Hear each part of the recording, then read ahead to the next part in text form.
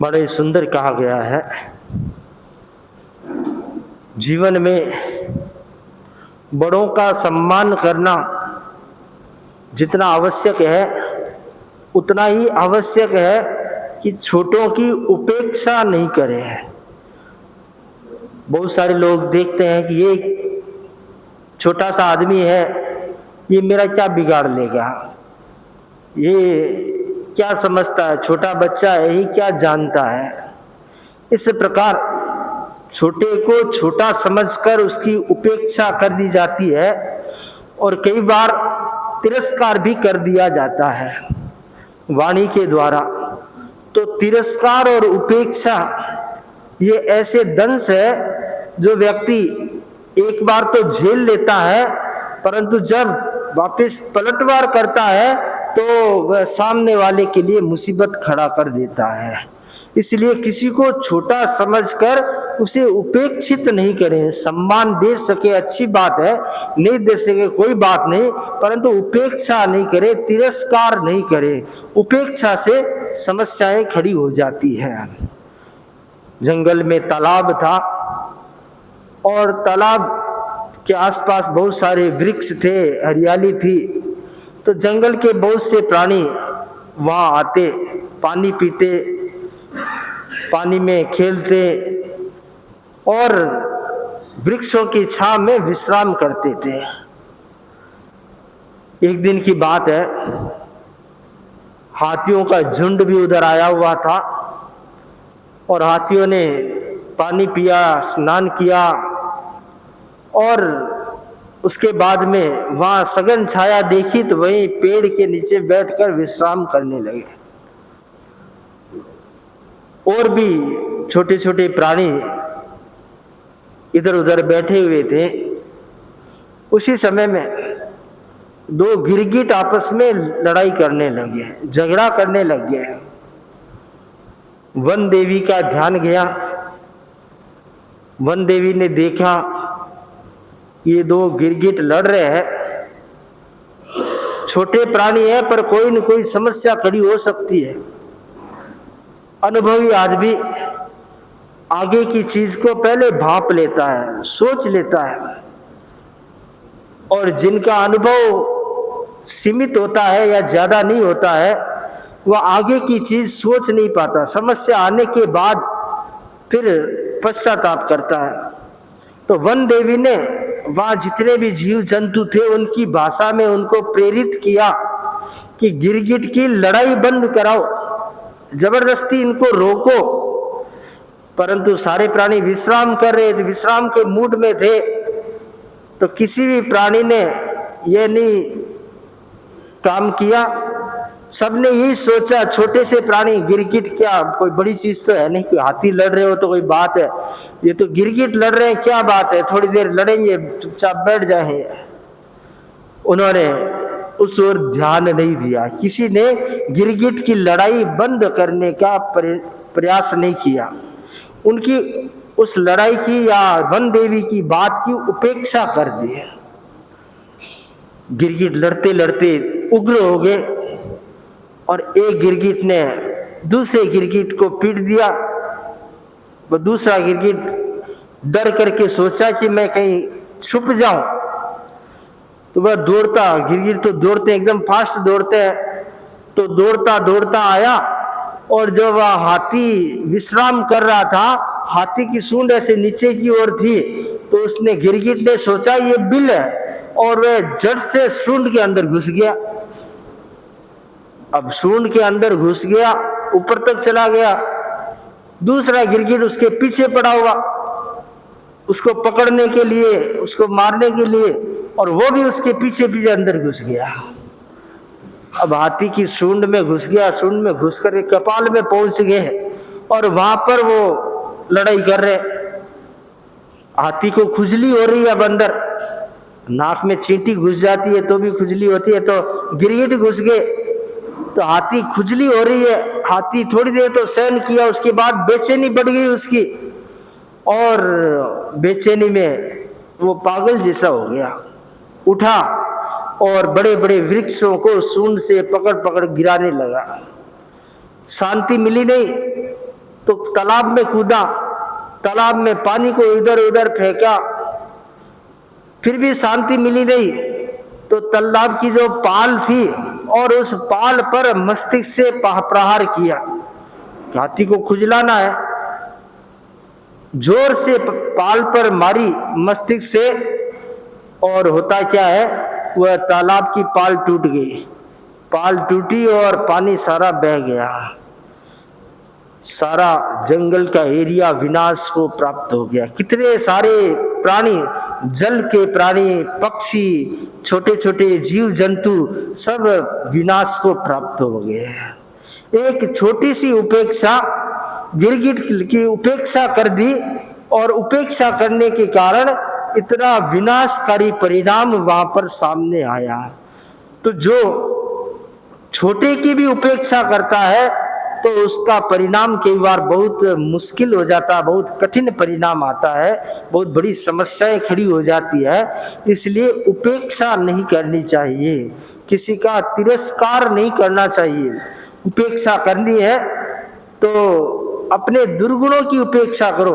हमारे जीवन में दुर्गुण नहीं आए, गलत चीज नहीं आए, उस पर ध्यान दो कि वह चीज मेरे जीवन में नहीं आए, मैं वह स्वीकार नहीं करूंगा। वह उपेक्षा तो ठीक है, परंतु किसी व्यक्ति की उपेक्षा करना वह वास्तव में व्यक्ति के लिए अहितकर हो सकता है, समस्या उत्पन्न करने वाला हो सकता है। कई बार छोटा व्यक्ति मौके पर काम रोक देता है, बड़ी बड़ी शिला लुढ़कती है और नीचे एक छोटा सा कांकरा आ जाता है, शिला रुक जाती है, शिला आगे नहीं बढ़ पाती है। आंख में एक छोटा सा फूस गिर जाता है, आदमी को देखने में समस्या हो जाती है। दांत में एक छोटा सा कंकर आ जाता है, खिचड़ी के साथ खिचड़ी खा नहीं पाते हैं, खाना नहीं खा पाते हैं, रेत के कण आ जाते हैं और एकदम कैसे ही लगने लगता है। तो छोटी छोटी चीजें भी बड़ी बड़ी समस्याएं खड़ी कर सकती है। इसलिए हमेशा जागरूक रहना चाहिए, और जो उपेक्षा करने योग्य नहीं है उनकी उपेक्षा नहीं करनी चाहिए।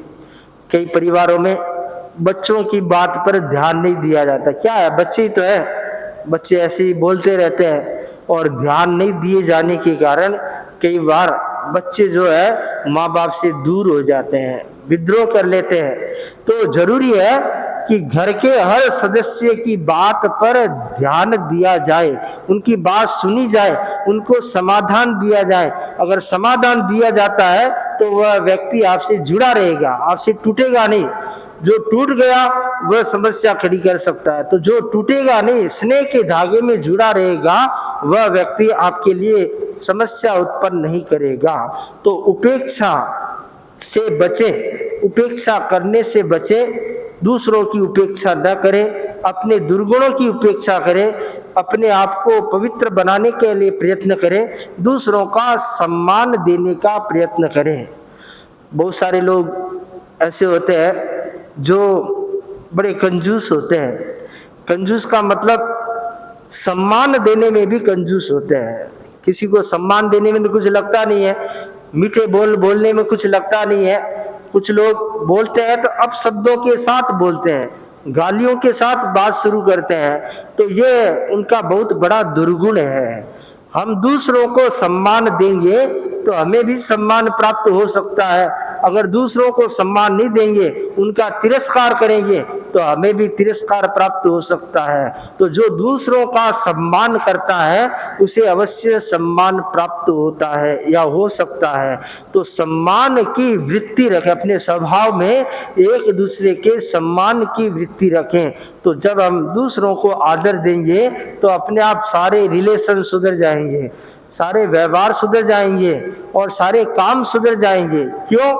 कि सामने वाले के मन में हमारे प्रति अच्छा भाव हो जाएगा। भाव अच्छा होगा तो उसकी जो दुआ है वह काम करेगी, और भाव अगर उसका हमारे प्रति खराब है तो उसकी जो बद्दुआ है वह बद्दुआ हमारे लिए नुकसान कर सकती है। तो इस ब्रह्मांड में पॉजिटिव और नेगेटिव दोनों एनर्जी है। हम क्या लेते हैं? अगर हम दूसरों को सम्मान देते हैं तो हमें पॉजिटिव एनर्जी प्राप्त हो सकती है, और दूसरों का अपमान करते हैं तो हमें नेगेटिव एनर्जी प्राप्त हो सकती है। तो पॉजिटिव एनर्जी हमारे पास बनी रहे, इसलिए हम छोटा बड़ा कोई भी है उसको सम्मान देने का प्रयास करें। प्रतिक्रमण में बोला जाता है, हमारे साधु प्रतिक्रमण में, भाई देवता की आसाधना की हो, देवी की आसाधना की हो, श्रावक की आसाधना की हो, श्राविका की आसाधना की हो, तिर्यंश की आसाधना की हो, किसी भी की आसाधना की हो तो तस् मिच्छामि दुर्गम खमत खामना। तो मतलब कि कोई भी आसाधना करने योग्य नहीं है किसी का भी। इसका मतलब यह है कि तिरस्कार मत करो, भले छोटा है बड़ा है उसका सम्मान करने का प्रयास करो। इसी तरह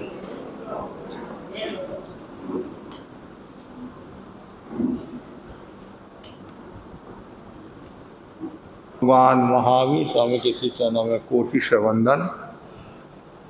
योग प्रधान आचार्य श्री महासमुद्र के श्री चरणों में कोटि से वंदन। मुनिवृंद, उपस्थित धर्म प्रेमी भाई और बहनों, दैनिक प्रवचन के अंतर्गत आज का विषय है बोधि दुर्लभता के 5 कारण। प्रभु महावीर की वाणी है, बोधि जत सुदुर्लभ।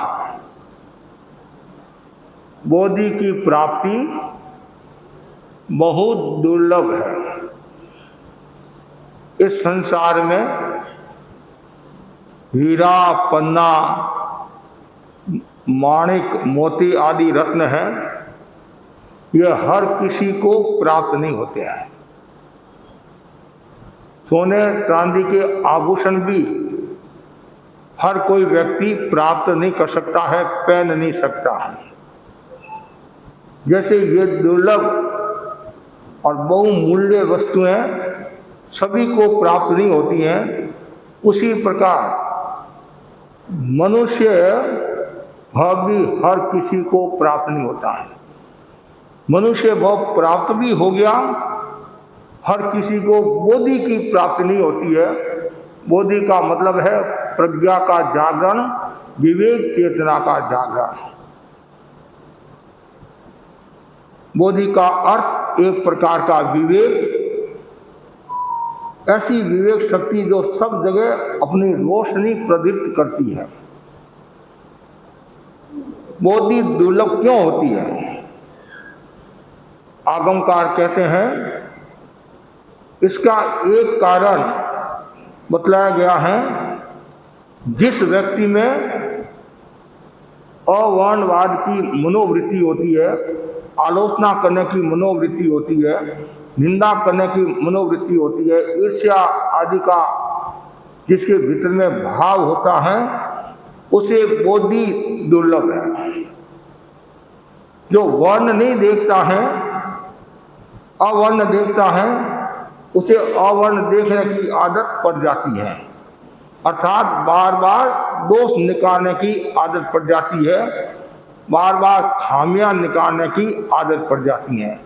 तो भगवान महावीर ने, ज्ञानी जनों ने आगम में सारांश सूत्र के 5वें ठाणे में बताया है, बोधि दुर्लभता के 5 हेतु बताए। बोधि की प्राप्ति क्यों नहीं होती है? पहला कारण बताया है अरहंतों का अवर्णवाद करता हुआ। जैन धर्म में नमस्कार महामंत्र का विशेष महत्व है, और नमस्कार महामंत्र में पहला जो पद है वह है अरिहंत का। अरिहंत का मतलब है राग देश विजेता, जिन्होंने मोह पर विजय प्राप्त कर ली है, 4 घनघाती कर्मों का जिन्होंने क्षय कर दिया है, उन जीवों को केवल ज्ञान की प्राप्ति होती है। और जो तीर की स्थापना करने के बाद में जो तीर्थंकर होते हैं, अरहत होते हैं, और अरिहंत भगवान की जो आलोचना करता है, निंदा करता है, वह कभी भी बोधि को प्राप्त नहीं होता है। बहुत सुंदर कहा गया है। ये विचित्र बात है, जिसमें कोई कमी नहीं है उसकी हम आलोचना करते हैं। अरिहंत भगवान में कोई कमी नहीं है, राग देश से विजेता पूर्ण शुद्ध परिशुद्ध आत्मा है, फिर भी हम उनकी आलोचना करते हैं। और कभी कभी ऐसा होता है जो दोषी है उसकी प्रशंसा करते हैं। निर्दोषी की तो आलोचना करते हैं और दोषी की प्रशंसा करते हैं। ज्ञानी जन कहते हैं जो निर्दोषी की आलोचना करता है और दोषी की प्रशंसा करता है, दोनों ही कर्म बंधन के कारण हैं। जो निर्दोषी उसकी आप आलोचना करते हैं तो भी कर्मों का बंधन होगा, और जो दोषी है उसका पक्ष लेते हैं राग के वशीभूत होकर, मोह के वशीभूत होकर, स्वार्थ के वशीभूत होकर, तो भी कर्मों का बंध होता है। तो इसलिए ज्ञानी जन कहते हैं यदि तू अरहंतों की आलोचना करेगा, निंदा करेगा, कभी भी तुम्हारी चेतना का विकास नहीं होगा, चेतना का ऊर्ध्वारोहण नहीं होगा। किसने अरिहंत की आलोचना की थी, निंदा की थी? गौशालक जी का उदाहरण बहुत प्रसिद्ध है। और गौशालक जी जगह जगह भगवान महावीर के बारे में कितने बोले हैं। एक बार आद्रक कुमार उनको मिला और आद्रक कुमार, तुम जानते हो ये महावीर ये ढोंगी है, पाखंडी है। पहले अकेले थे, खूब तपस्या करते थे, जंगल में रहते थे, अब इन्होंने संघ बना दिया है, तीर्थ बना दिया है, ऐसा वैसा खूब उन्होंने गौशालक जी ने आद्रक कुमार को भगवान महावीर के बारे में उल्टा सुल्टा बताया, आलोचना की। यह अरिहंत की आशातना। और आज देखो आप एक केवल गौशालक जी का उदाहरण ले लो आप, अरिहंत की कितनी आलोचना की, तीर्थंकर के बारे में उन्होंने कितना गलत बताया। और जब लास्ट में उनको बोध हो गया, लास्ट में बोध हो गया, लेकिन जो उन्होंने अरिहंत की आशातना की, अरिहंत के बारे में इतना कहा, उसका परिणाम उनको भुगतना पड़ेगा। ऐसा आगमकार कहते हैं। अभी तो 12वें देवलोक में है और वहां से फिर वो निकलेंगे, कर्म उदय में आएंगे, 2 बार 7वीं नारकी में, 2 बार 6वीं नारकी में, 2 बार 5वीं नारकी में, 2 बार 4वीं नारकी में, 2 बार 3वीं नारकी में, 2 बार 2री नारकी में, 2 बार 1ली नारकी में, फिर पृथ्वी का है, अब का है, तेजस का, ऐसे कर्म 9 घाटियों को पार करते हुए बाद में मनुष्य का जन्म मिलेगा, दीक्षा लेंगे, कर्मों का अक्षय करके मोक्ष जाएंगे। फिर जिन्होंने अरिहंत की आशातना की, उनका परिणाम उनको भुगतना पड़ेगा। कभी भी आशातना नहीं करना, कभी भी आलोचना नहीं करना और कभी भी अवर्णवाद नहीं बोलना। यदि हम प्रशंसा नहीं कर सकते हैं तो कम से कम निंदा तो नहीं करें, आलोचना तो नहीं करे। यदि हम किसी का भला नहीं कर सकते हैं तो बुरा तो नहीं करे, किसी का सहयोग नहीं कर सकते हैं, कोई दूसरा सहयोग कर रहा है उसके अंतराय तो नहीं दे। लेकिन यहाँ बताएगा अरिहंतों की जो आशातना करता है, अवर्णवाद बोलता है, वो कभी भी बोधि को प्राप्त नहीं होता। दूसरा जो कारण बताया है वह यह है, अरहत प्रज्ञप्त धर्म का अवर्णवाद बोलता हुआ। एक तो अरिहंत की आशातना करना, एक अरिहंत ने जो बताया है, अरिहंत की जो वाणी है वो क्या है, अरहत प्रज्ञप्त धर्म का अवर्णवाद बोलता हुआ। इसका मतलब यह है भगवान ने जो कहा है, तो कुछ लोग ऐसे कहते नहीं ये कुछ नहीं है, ढकोसलाबाजी है, न स्वर्ग है, न नरक है, न ये है, न वो है, ये भी एक आशातना है, आशातना होगी। और आप कैसे कह सकते हैं स्वर्ग है या नहीं? आपके पास तो ज्ञान नहीं है। भगवान महावीर के तो पास में ज्ञान था, ज्ञान के आधार पर उन्होंने सब बताया है। तो इसलिए ये ध्यान रखना, कभी भी तीर्थंकरों द्वारा प्रज्ञप्त धर्म है उसकी आशातना नहीं करना। और हमेशा ये भावना भाना कि मैं वर्णवाद अवर्ण वर्ण अर्थात मैं प्रशंसा करूं, प्रमोद भावना व्यक्त करूं, तो भगवान ने जो बताया है वह सही है। कभी भी मन में शंका का भाव नहीं आना चाहिए। इनमें निगंतम पावन सत्यम, यही निर्गंत प्रवचन जो सत्य है और यही आत्मा का उद्धार करने वाला है, आत्मा का कल्याण करने वाला है। उसके बाद में तीसरा जो सूत्र बताया है वह यह है। और दूसरे में यह भी कह सकते हैं, ऐसा भी कह सकते हैं अवर्णवाद क्या आगम है? आगम तो नीरस है, लुके है, पर खाली वो तत्व की बातें हैं, गहरी बातें हैं, ऐसा है वैसा है, और सरसता नहीं है। बस एक ही बात है, कष्टों को सहन करो, ये करो वो करो। कभी कभी ये हमारे श्रावक भी करने लग जाते हैं कि मैंने आगम में क्या है? अरे आगम में सब कुछ है। आगम में क्या है? आगम में सब कुछ है, समझने की शक्ति है। यदि आपको समझना है तो आगम पढ़ने से आप समझ सकते हैं, आत्मा का उत्थान कर सकते हैं। और कभी कभी यह कि कपड़े की सीमान, पात्र की सीमान, ये सीमान वो सीमान, इसमें क्या है? जितनी आवश्यकता है उतना रख दो। अरे सीमा है तभी तो सुखी है, और सीमा नहीं होगी तो दुखी हो जाओगे। इसलिए ये अर्हत प्रज्ञप्त धर्म का कभी भी अवर्णवाद नहीं करना चाहिए, हमेशा प्रशंसा का भाव रखना चाहिए। ये सोचना चाहिए भगवान ने जो हमें दिया है, संदेश दिया है, हमारे लिए जो नियम बनाए हैं वो हमारे हित के लिए है, हमारे कल्याण के लिए, नहीं तो हमारा आत्मा का नुकसान हो जाएगा। तीसरा बताया है, जो आचार्य और उपाध्याय की आसाधना करता है, आचार्य उपाध्याय का अवर्णवाद बोलता हुआ कि आचार्य में क्या है, उपाध्याय में क्या, कुछ नहीं है।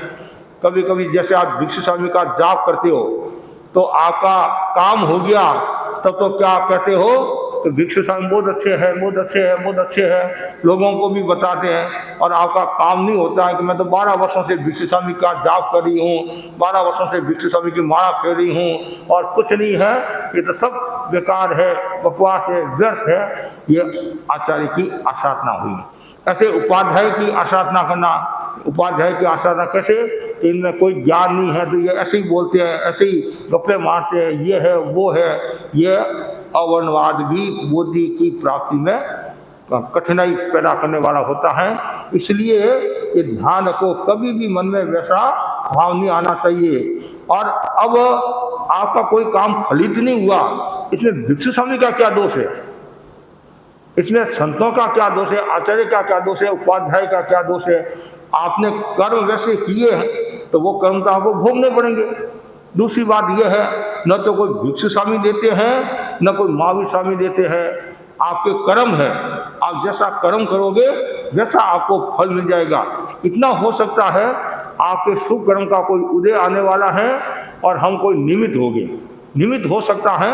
और श्रद्धा का भी अपना मूल्य है, श्रद्धा रखनी चाहिए, लेकिन ये नहीं कहना चाहिए कि मैं इतने वर्षों से जाप करी हूँ, यह करी हूँ, 50 साल हो गए, मेरे तो अभी कुछ हुआ नहीं, ऐसा हुआ नहीं, मैंने तो सब धर्म कर्म छोड़ दिया। कभी कभी ऐसा भी होता नहीं, जैसे कोई घर में दुर्घटना घट गई, छोटी उम्र में कोई बेटे की आदि की मौत हो जाती है, और वो आप वर्षों से धर्म आराधना करते हैं, और आप क्या बोलते हैं कि मैंने इतना धर्म किया, धर्म कहाँ गया? मेरे तो धर्म आड़ा आया नहीं, भिक्षु स्वामी आड़े आए नहीं, आचार्य आड़े आए नहीं, मैं सब छोड़ती हूँ। और आलोचना भी करने लग जाते हैं, तो उसे बोधि की प्राप्ति नहीं होती है। तो ये तीसरा हो गया ना। चौथा जो है, चार तीर्थ के बारे में अवर्णवाद बोलता है। 4 तीर्थ कौन से हो गए? साधु, साध्वी, श्रावक, श्राविका, इनको तीर्थ कहा गया है। तीर्थ का एक अर्थ प्रवचन भी होता है, तीर्थ का अर्थ एक प्रवचन भी होता है। तीर्यते तीर्थ है, जिसे तीरा जाए वो भी तीर्थ होता है। और तीर्थ का बहुत बड़ा महत्व है। कुछ लोग तीर्थ यात्रा पर जाते हैं, तीर्थ यात्रा पवित्र स्थान पर जाते हैं। यहाँ साधु, साध्वी, श्रावक, श्राविका को तीर्थ कहा गया है। और उनका अवर्णवाद बोलता है, जैसे साधु के बारे में, ये साधु ऐसे हैं, ये साधु ऐसे हैं, इसमें कुछ नहीं है, और ये केवल बातें बनाते हैं, आचार में सजग नहीं है, गुरु आज्ञा का पालन नहीं करते हैं, ये नहीं करते हैं, ये साधु नहीं है, इसलिए मैं इनको वंदना नहीं करता हूँ। नहीं, ये आसाधना होगी। कुछ कहते हैं महाराज इनमें साधुपड़ा नहीं है, इसलिए हम इनको हाथ नहीं जोड़ते हैं। नहीं, जब तो वो संग में है वो वंदनीय है, वंदनीय है। गलती किसी से भी हो सकती है, बड़े बड़े महापुरुषों से भी गलती हो सकती है। इसका मतलब ये नहीं है कि ये गलती होगी, ये साधु नहीं है, ये आचार्य नहीं है, ये उपाध्याय नहीं है, ऐसा कभी नहीं कहना। सदमस्त है, मौनी कर्म का उदय है, सत्य गुणस्थान के धनी है, परमत है, परमादि है, गलती हो जाती है। मनुष्य है, गलती का पुतला है, गलती होना स्वाभाविक है, और उसका हम प्रायश्चित करके शुद्ध हो जाते हैं। और आप यदि अवर्णवाद बोलोगे, आलोचना करोगे, हम तो तर जाएंगे, आप मर जाओगे, आप यदि संघ की आलोचना करोगे, साधु समाज की आलोचना करोगे तो आपका नुकसान होगा। आचार्य दीक्षित ने जो मर्यादा बनाई उन्होंने भी ये बात कही नहीं, अवर्णवाद नहीं बोलना, गुरु का हो, आचार्य का हो, साधु साधियों का, किसी का भी अवर्णवाद नहीं बोलना चाहिए। तो जो साधु साधियों के बारे में गलत टिप्पणी करता है, कभी कभी सुनते हैं तो हम उनको कहते हैं ऐसी बात हमारे सामने मत करो। यदि किसी साधु से कोई गलती भी होगी, पहले उनसे आप निवेदन करो, उनसे निवेदन करो और फिर गुरु से निवेदन करो, और उसके बाद में कोई परिणाम नहीं आता हो तो फिर केवली गम्य कर लो। क्या नहीं, भिक्षु साहब ने कहा ना, केवली गम्य, चौराहे पर जाकर बकवास करना, ये करना, वो करना, तो इससे क्या होगा, एक तो संघ की भी अवहेलना होती है और लोगों में भ्रांतियां बढ़ती है, लोगों की आस्था पर भी प्रश्न चिन्ह खड़ा होता है और आप पर आपका भी विश्वास खंडित हो जाता है। इसलिए कभी भी साधु संतों के बारे में, कुछ श्रावक श्राविकाओं के भी बारे में बोलते हैं कि महाराज आप इसको इतना सम्मान देते हो, मैं जानता हूँ इसके क्या लक्षण हैं, ये कुछ नहीं है, ये ऐसा करता है, धोखाधड़ी करता है, बेईमानी करता है। अरे वो एक अलग पक्ष हो सकता है, सबके अलग अलग पक्ष होते हैं। हम जो खराब काम करता है, असत प्रवृत्ति करता है, उसकी प्रशंसा थोड़ी करें, जिनमें जो गुण हैं उनका हम उल्लेख करे हैं, उनका उल्लेख करे हैं। ऐसा कौन सा व्यक्ति जो दूध का धोया हुआ है, न तो साधु दूध का धोया हुआ है और न श्रावक दूध का धोया हुआ। क्यों? जब तक छलमस से सब संभव है तो हमें क्या करना, किसी की भी अवर्णवाद आलोचना नहीं करना, निंदा नहीं करना, कोई भी गलत टिप्पणी नहीं करना चाहिए। और श्रावक श्राविकों के बारे में भी कोई गलत टिप्पणी नहीं करना, साधु संतों के बारे में भी कोई गलत टिप्पणी नहीं करना चाहिए। और गलत टिप्पणी करता है तो वो बोधि को प्राप्त नहीं होता है, उसकी चेतना शुद्ध नहीं होती है और कभी कभी वो अनंत संसारी भी हो जाता। क्या? अनंत संसारी भी हो जाता है। और बोलो अनंत संसार किसको कहे?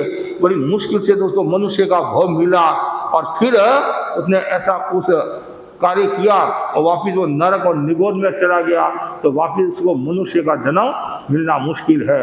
आपस में भी कभी श्रावक श्राविका खड़े हो जाते हैं तो आप संघ की आलोचना करने लग जाते हैं, साधु संतों की आलोचना करने लग जाते हैं, ये महाराज ऐसे हैं, ये महाराज ऐसे हैं, ये महाराज ऐसे हैं, और ये हमारा कोई महत्व नहीं देते हैं, हमारा कोई सम्मान नहीं देते हैं। और कभी कभी तो ऐसा भी करने लग जाते हैं कि महाराज भी अति करने लगे। किस बात की अति करने लगे? कि ये हमारे को सम्मान नहीं देते हैं, हमारे को बोलने का मौका नहीं देते हैं, हमारे को आगे नहीं बैठने देते हैं। हम समाज के इतने वरिष्ठ आदमी हैं और हमारे को आगे नहीं बैठने देते हैं। ये कौन से महाराज आगे? सारी जिंदगी हम आगे बैठने हैं और ये महाराज आएगा नहीं, जो पहला आएगा वो पहले बैठेगा। कल भी मेरे को किसी ने कहा, कोई किसी ने कुर्सी लगा दी होगी, कोई दूसरी जगह की बात है, तो तत्काल सत्यान नहीं, जो सिस्टम है सिस्टम से बड़ा क्या छोटा क्या सब श्रावक है, सब श्रावक है। ठीक, कार्यक्रम होता है वो एक अलग रूप है, कार्यक्रम होता है अलग रूप है, या कोई बीमार है, अस्वस्थ है, वो अलग बात है। आते तो आप बाद में हो, हैं, आते बाद में और बैठने की कोशिश करते आगे। कुछ हमारी बहनें भी ऐसी होती है, बहनें भी है, आती तो बाद में है, फिर आकर बैठ जाती है और बेचारी कोई बैठती है तो उसको और खिसकाती है और खिसकाती। कभी ऐसा नहीं करना, बैठ भी गई उनका सम्मान होना चाहिए। और ये भी देखना चाहिए व्यक्ति कैसा, कभी कभी वो भी देखना पड़ता है, व्यक्ति का भी अपना मूल्य होता है, संघ की बहुत सेवाएं होती है उनका भी मूल्य होता है। कभी कभी ये कार्यकर्ता खड़े होते नहीं और वो जानते नहीं वन्य चंद जी कौन है, राजकंदी कौन है, जानते नहीं है, उनको कहा नहीं अंदर जगह नहीं है। अरे व्यक्ति को तो देखो, फिर दूसरा को जानता, वो बोलता है देखो भाई समाज के वरिष्ठ आदमी, इनकी बहुत सेवाएं रही है, वृद्ध है, उसके हिसाब से। तो ये सब कार्यकर्ताओं को पहले प्रशिक्षण देना चाहिए, बहनों को भी प्रशिक्षण देना चाहिए। और कार्यकर्ता वही रहे जो द्रव्य क्षेत्र काल भाव का जानकार हो। कोई वृद्ध है, अस्वस्थ है, उनकी बहुत इच्छा है कि मैं महाराज की सन्निधि में बैठूं, तो जवान है कोई बात नहीं, वो बाहर बैठ के रोजाना आते हैं, तो कभी कभी आते हैं, उनकी ये तीव्र इच्छा रहती है। बड़ी मुश्किल से तो संतों के दर्शन हुए और आज ही आप कह रहे बाहर बैठो, बाहर बैठो, बाहर बैठो। तो ये कार्यकर्ता जो होते हैं उनको ध्यान रखना चाहिए, ध्यान रखना चाहिए। तो ये कभी भी आलोचना नहीं करना, निंदा नहीं करना, न संसदों की निंदा करना, किसी की भी निंदा नहीं करना। ये तो महामोहनीय कर्म का भी बंधन हो सकता है, दुर्गति में भी आप जा सकते हो। तो ऐसे अनेक उदाहरण आते हैं, जैसे मैंने बताया नहीं, अरिहंत की आसाधना गोसालक ने की, फिर की आसाधना किसने की? अभिची कुमार ने की। उदय राजा की आसाधना की नहीं, हमत कामना ने किया। ऐसे आचार्य की आसाधना किसने की? कुल बालुक, नाम सुना होगा आपने, कुल बालुक का।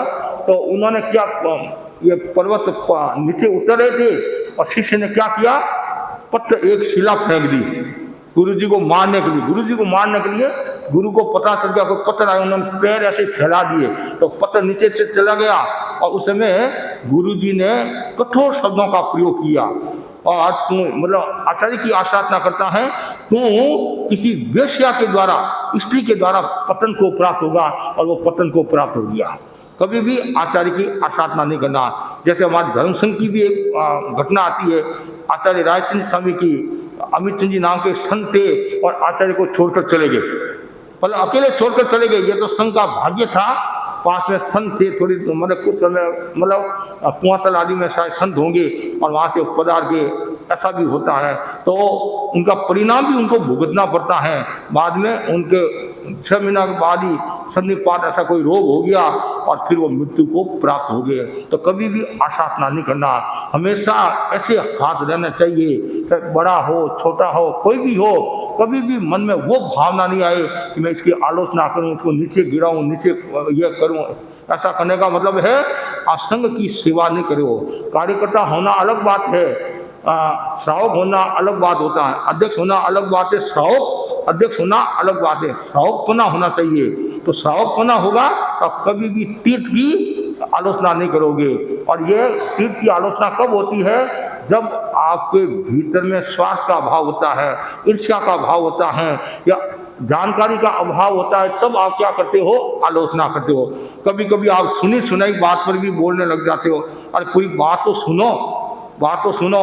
कभी कभी क्या होता है, भाई महाराज ने ऐसा कहा, वो बात एक व्यक्ति के पास में नहीं, न जाने कितने व्यक्तियों के पास, फिर ऐसे करते करते वो नमक मिर्च लगाकर बात कहाँ की कहाँ, और फिर वापिस वो घूम फिर कर हमारे पास आ जाती है, हमारे पास आ जाती है। तो ये ध्यान रखो, आपके कोई समस्या है कुछ है तो आप साधु संतों से पूछ लो। समस्या का समाधान, शंका का समाधान श्रावकों को पूछने से क्या होगा, बड़ों को पूछने से क्या होगा। संत यहाँ विराज रहे हैं, सत्या विराज रहे हैं, आचार्य विराज रहे हैं, तो उनसे आप समाधान प्राप्त करो। इसलिए ये चौथी जो बात बताई है, आचार्य उपाध्याय का अवर्णवाद नहीं बोलना। जैसे उपाध्याय की आराधना किसने की थी, ऐसा कहा जाता है, पर्वत वसु के बारे में बताया जाता है। तो उन्होंने आचार्य उपाध्याय की आराधना की।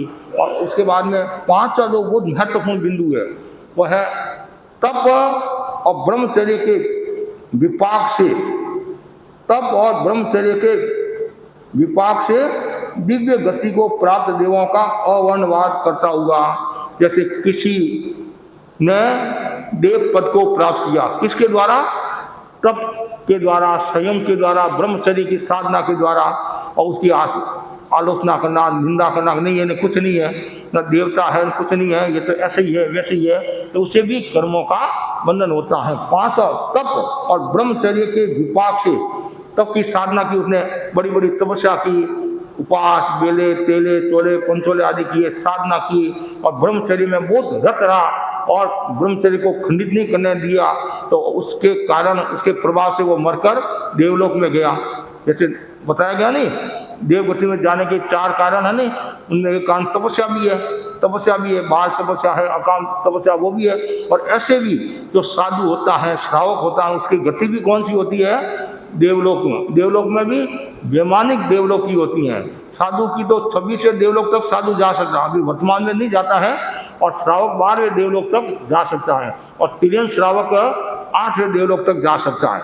8वां देवलोक, 12वां देवलोक और साधु 26वें देवलोक तक जा सकता है। यहाँ तक कि मोक्ष में भी जा सकता है।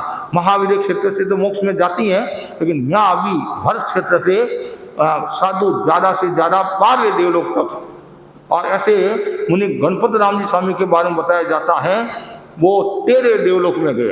हमारे शिक्षा के थे, बहुत कालगुनी के शासनकाल में दीक्षित हुए थे। तो हमने पूछा था मंत्री मुनि को, एक तरफ तो हम कहते हैं सामान्य थे 12वें देवलोक, ये अपवाद है, विशेष साधना विशेष है, तो 13 देवलोक में गए हैं। तो इसलिए कुछ कहते नहीं है, कुछ नहीं है, ये तो ऐसे ही है वैसे ही है, तो वो भी एक तरह का क्या अवर्णवाद हो गया, अवर्णवाद हो गया। इसलिए जिन्होंने भी देव गति को प्राप्त किया साधना के द्वारा, तो कभी भी आसाधना नहीं करना। ये 5 कारण बताए हैं, और इन 5 कारणों से जीव बोधि को प्राप्त नहीं होता है, मतलब प्रज्ञा का जागरण नहीं कर पाता है, चेतना का विकास कर नहीं पाता है, और कभी भी आत्मा को ऊर्ध्व गति में नहीं ले जा सकता है। तो ये विशेष ध्यान रखता है।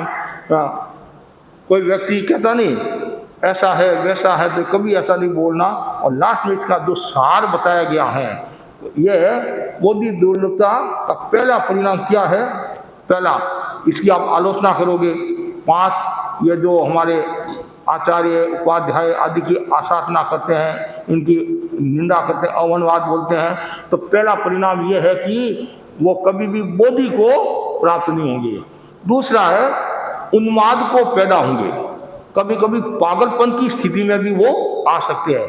ज़्यादा यदि आलोचना करते हैं, निंदा करते हैं, तो पागलपन की स्थिति में भी आ सकते हैं। इतना उन्माद होता है, तो उन्माद में वह कभी कभी इतने शून्य हो जाते हैं तो उसको कोई प्रकार का बोध नहीं रहता है। इसलिए ज्ञानी जन कहते हैं हमें क्या करना है? ईर्ष्या, प्रतिशोध, आलोचना से बचकर प्रमोद भावना का विकास करना चाहिए। और जो व्यक्ति प्रमोद भावना का विकास करता है वो बोधि को प्राप्त होता है। जैसे अरिहंत भगवान की हमने प्रशंसा की, सिद्ध भगवान की प्रशंसा की, आचार्य भगवान की प्रशंसा की, उपाध्याय भगवान की प्रशंसा की, तीर्थ की प्रशंसा की, और देव जो गति है तब वह स्वयं से उन्होंने दिव्य शक्ति की प्रशंसा की, शक्ति को मतलब तप की, त्याग की प्रशंसा की। तो प्रशंसा करना यथार्थ प्रशंसा, ये भी ध्यान में रखने की बात है। यथार्थ प्रशंसा करने वाला व्यक्ति बोधि को प्राप्त होता है। वो सुंदर का मुनि मोहनलाल जी आमेट ने, फूल इतने बिखरे पड़े हैं कोई चुनने वाला नहीं, फूल इतने बिखरे पड़े हैं कोई चुनने वाला नहीं, और कांटों की शिकायत दुनिया में हर शख्स के पास है। हम क्या करते हैं? बुराई को ढूंढते हैं, अच्छाई को छोड़ते हैं। तो फूल इतने बिखरे पड़े हैं कोई चुनने वाला नहीं है, और कांटों की शिकायत दुनिया में हर शख्स के पास है। तो समाज में भी इतने अच्छे अच्छे लोग हैं, इतनी अच्छाइयाँ हैं, उनको छोड़ते हैं और बुराइयों को ग्रहण करते हैं। जैसे मक्खी होती है, मक्खी मिठाई को छोड़कर गंदगी में जाती है। और जो कवि होता है, कविता बनाने वाला, तो उसको वो भी उसके में भी होता है, वो भी क्या है? कविता में दोष निकालता रहेगा, ये ऐसी है, ये ऐसी है, ये ऐसी है, ये ऐसी है। लेकिन ठीक है, दोष नहीं निकालना। आप ये कह सकते हैं इसमें थोड़ा सुधार हो जाए तो अच्छा है। दोष निकालने का मतलब तो है सामने वाले व्यक्ति को नीचे भी दिखाना हो सकता है, या सामने वाले व्यक्ति के मन में ये भी आ सकता है मैं इतनी कविता बनाता हूँ और कोई प्रशंसा ही नहीं करता है। लेकिन हमें प्रशंसा का भाव भी नहीं रखना है। और यदि उस व्यक्ति का विकास करना है तो उसको उस रूप में कि थोड़ा ऐसे करेगा, अच्छी बनाई है, इसमें थोड़ा सा और सुधार कर ले, और सुधार कर ले। उदाहरण के लिए बच्चा एग्जाम में पास हुआ और 99% नंबर लेकर आया, कितना? और जैसे ही घर में आया और माँ ने प्रमाण पत्र देखा और माँ ने 2-4 गालियाँ सुनाई। दिन भर तो घूमता फिरता रहता, पढ़ाई करता नहीं है। पड़ोस में देख, उसने 99% मतलब 2-3 पॉइंट और ज़्यादा लाए। क्या फर्क पड़ा? फर्क कोई नहीं पड़ा। लेकिन उसकी प्रशंसा, उसकी आलोचना, और उस बच्चे के मन में क्या आया होगा? और पास में तीसरा घर और था, और जैसे ही माँ को प्रमाण पत्र दिया, माँ मेरे 98% आए हैं। माँ इतनी खुश हुई, बेटा शाबाश शाबाश, अगली बार तुम्हारे को 100 में से 100% लाना है। तो उस बच्चे का हौसला बढ़ेगा कि माँ ने मेरी इतनी प्रशंसा की। और एक बेचारा 99% लेकर आया, थोड़ा सा कम, 1-2 पॉइंट कम आ गया, इतने में तो माँ कि मैं तुम्हारे ऊपर इतनी मेहनत करती हूँ और ये क्या बोलते हैं ट्यूशन लगाती हूँ, इतना खर्चा करती हूँ, और एक पड़ोसी ने तुम्हारे से 1 पॉइंट ज़्यादा लाया, अब ला दिया क्या फ़र्क पड़ा है। तो कभी कभी बच्चा भी है नहीं, वो तनाव में आ जाता है, कभी उसके भी समस्या हो जाती है और वो आपके हाथ से चला जाता है। इसलिए बच्चों को प्रोत्साहित करो, बच्चों के प्रति भी प्रमोद भावना होनी चाहिए, और जितनी ज़्यादा प्रमोद भावना होगी उतना ही आपका विकास होगा। गाथा सूत्र में कहा नहीं, ज्ञानीरा गुण गावता तीर्थंकर गोत्र बंदा है। ज्ञानीरा गुण गावता तीर्थंकर गोत्र बंदा है। शंका हो तो देख लो ज्ञाता सूत्र के मार, कभी भी शंका नहीं होना चाहिए। हमेशा प्रमोद भावना, जितनी ज़्यादा प्रमोद भावना होगी उतना ही व्यक्ति आगे बढ़ेगा। आज समाज रसातल की ओर क्यों जा रहा है, परिवार रसातल की ओर क्यों जा रहा है?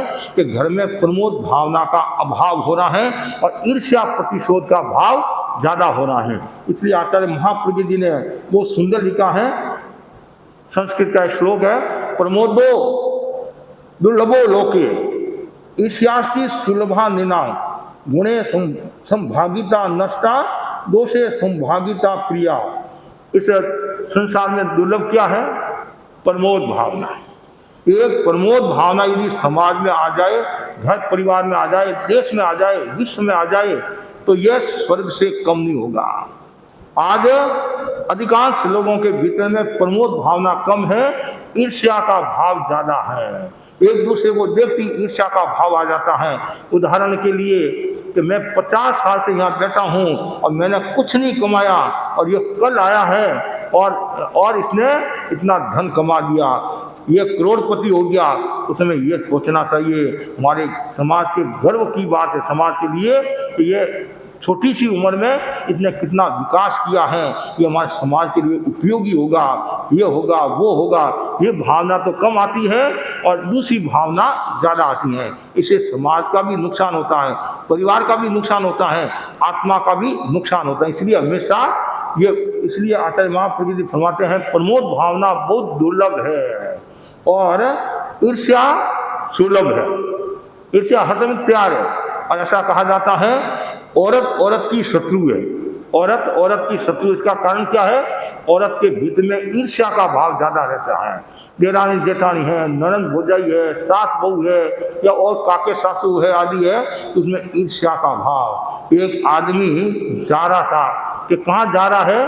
कि मैं ईर्ष्या बेचने के लिए जा रहा हूँ, ईर्ष्या बेचने के लिए जा रहा हूँ। और थोड़ी देर के बाद में वापिस आ गया कि बेच कर आ गया। हाँ, बेच कर आ गया। किसको बेचा? औरतों को बेचा, औरतों को बेचा। फिर बच्ची कुची थोड़ी और थी जो धर्म गुरु है, धर्म के ठेकेदार है, उनको बेच कर आ गया, उनको बेच कर आ गया। अब देखो आप कितनी गहरी बात ने बता दी, कितनी मर्म की बात बता दी है। आज देखो जैसा सुनते आए हैं, कमारा कभी अलग हुआ नहीं, कमारा कभी अलग हुआ नहीं और परनिया सागे रह नहीं, ऐसा सामान्यता कहते हैं। इसका मतलब क्या हुआ?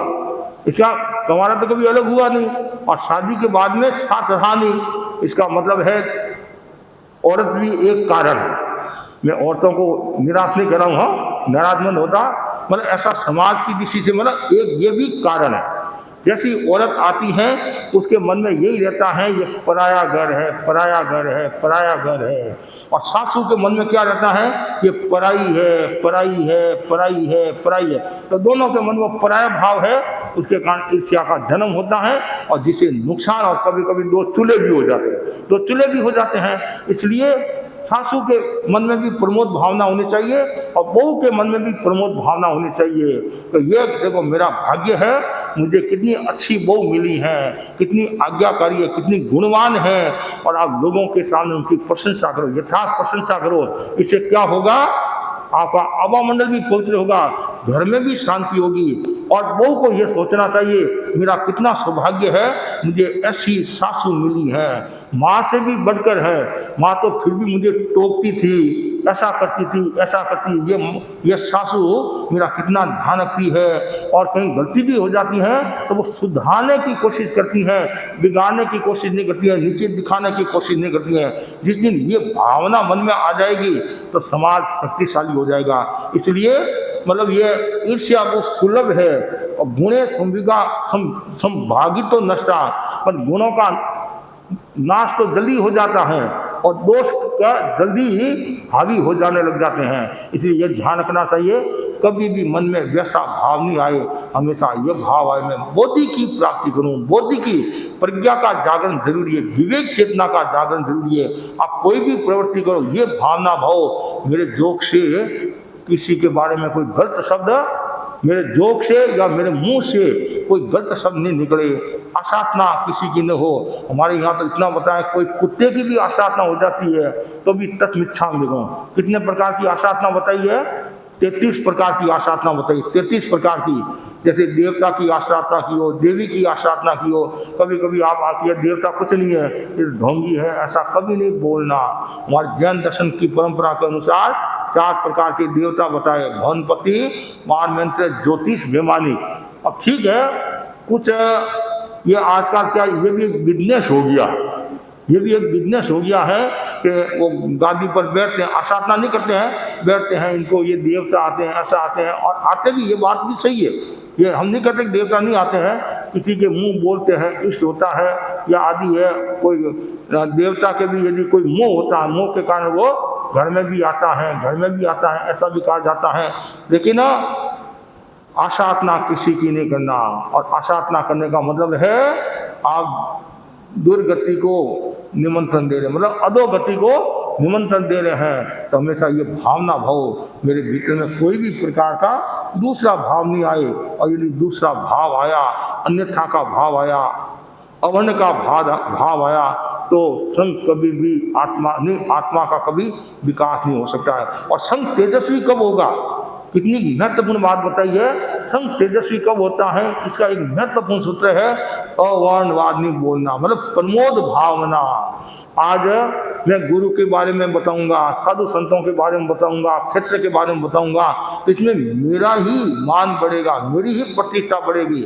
आज पीछे यहाँ साल मैंने चातुर्मास किया, तो उनकी मैं आलोचना करूंगा, उन्होंने क्या किया, तो उससे एक तो कर्मों का बंधन, पहली बात, दूसरी बात जो सुनेगा उसके मन में भी प्रमोद भावना नहीं रहेगी, उनके मन में भी दूसरा भाव आएगा।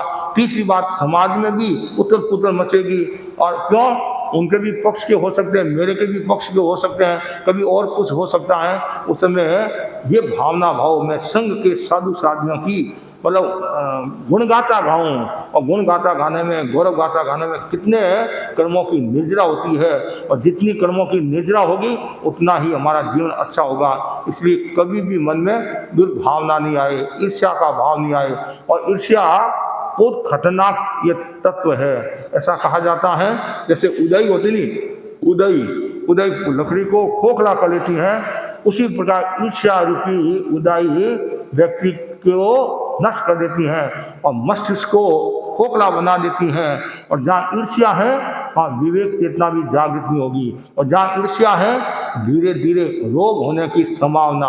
कहते नहीं, ईर्ष्या होती है, आक्रोश, ईर्ष्या, घृणा का ये जो भाव होता है, उससे पेट में अल्सर की जो बीमारी होती है, नहीं एसिडिटी अल्सर की बीमारी, उसका एक कारण है ईर्ष्या। और क्यों नेगेटिव भाव आएगा, नेगेटिव भाव का असर सीधा पेट पर पड़ता है। जिसका पेट खराब उसका मन खराब, पेट साफ तो मन साफ, ऐसा एक सामान्यतः कहा जाता है। इसलिए हमेशा ईर्ष्या से दूर हो, अवर्णवाद से दूर, हमेशा ये भावना भाव मैं संघ के वर्णवाद मतलब संघ की प्रशंसा करता रहूँ, यथार्थ गुणों को प्रकाशित करता हूँ, जिससे मेरा ये जीवन सुधरेगा। तो बस सभी भाई बहनों के प्रति यही मंगल कामना करता हूँ। आप सब बोधि को प्राप्त हो। किसको प्राप्त हो?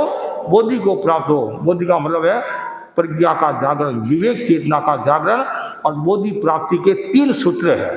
बोधि प्राप्ति के 3 सूत्र हैं, सम्यक ज्ञान, सम्यक दर्शन, सम्यक चारित्र। तो जितना ज़्यादा सम्यक ज्ञान होगा, दर्शन होगा, चारित्र होगा, तो बोधि की प्राप्ति होगी। तो ऐसे खाली बात करने से बोधि की प्राप्ति होगी नहीं है। कोई व्यक्ति के पास महाराज मैं तो करोड़पति हो रहा हूँ, तो बातों से करोड़पति थोड़ा ही हो रहा है। अब व्यापार करेगा, मेहनत करेगा, तब जाकर कोई करोड़पति होगा। तो क्यों महाराज मेरे को बोधि की प्राप्ति होगी, ऐसे कैसे होगी है, पर होने वाली है। और ऐसे कैसे? तुम ज्ञान दर्शन चारित्र की आराधना करेगा तब बोधि की प्राप्ति होगी। पर यह उपाय है, ज्ञान दर्शन चारित्र की आराधना करो, निरंतर साधु संतों का प्रवचन सुनते रहो, और एक दूसरे के प्रति अहोभाव रखो, और एक दूसरे के गुणों की प्रशंसा करते रहो। इससे हमारा दिन शासन धर्म संघ शक्तिशाली होगा और आपका जीवन भी अच्छा होगा। इसी आशा के साथ ओम।